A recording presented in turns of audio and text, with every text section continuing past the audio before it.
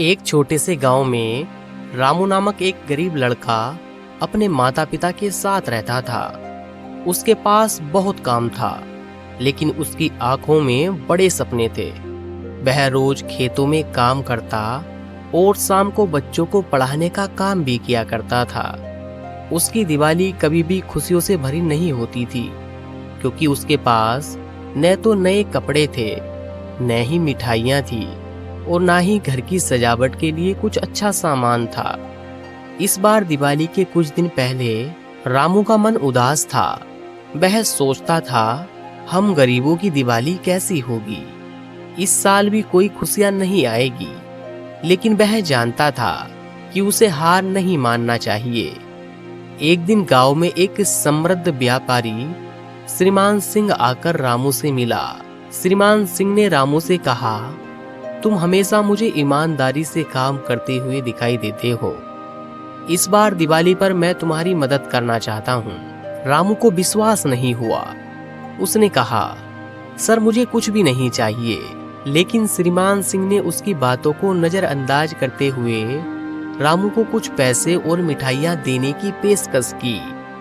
रामू ने मना किया, लेकिन श्रीमान सिंह ने कहा, तुम्हारी मदद से इस गांव में बहुतों की जिंदगी बदल सकती है। अगर तुम नहीं लोगे तो मैं समझूंगा कि तुम्हारी ईमानदारी सिर्फ शब्दों तक सीमित है। रामू ने आखिरकार कुछ पैसे और मिठाइयाँ स्वीकार की। उसने सोचा, अगर मैं इस मौके को छोड़ दूं तो शायद मैं और भी गरीब हो जाऊंगा और कोई भी मेरी मदद नहीं करेगा।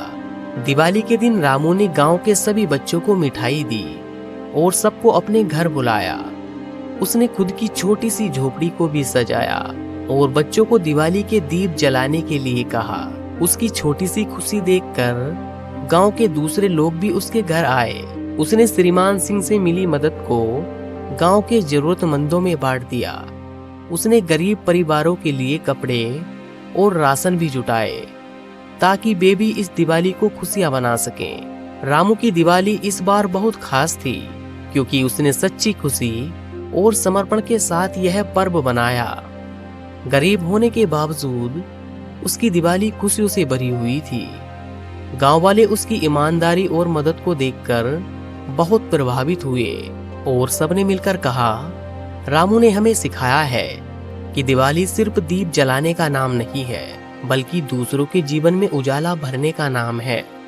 और इस तरह रामू की दिवाली एक प्रेरणा बन गई, जिसने पूरे गांव को सच्ची खुशियों का संदेश दिया।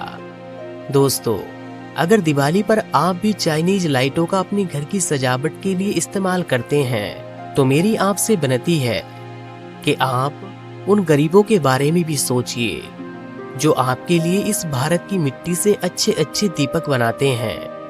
आप उनसे भी कुछ दीपक खरीदकर अपने घर को सजाइए, ताकि वह भी अपने परिवार के साथ खुशी खुशी इस दिवाली के पर्व को बना सकें। क्योंकि सच्ची खुशी दूसरों के साथ खुशियां बांटने में है, न कि केवल खुद के लिए समृद्धि जुटाने में। दोस्तों, हमें उम्मीद है कि हमने आपको जो भी इस वीडियो में बताने की कोशिश की है, वह आपको अच्छे समझ में आया होगा।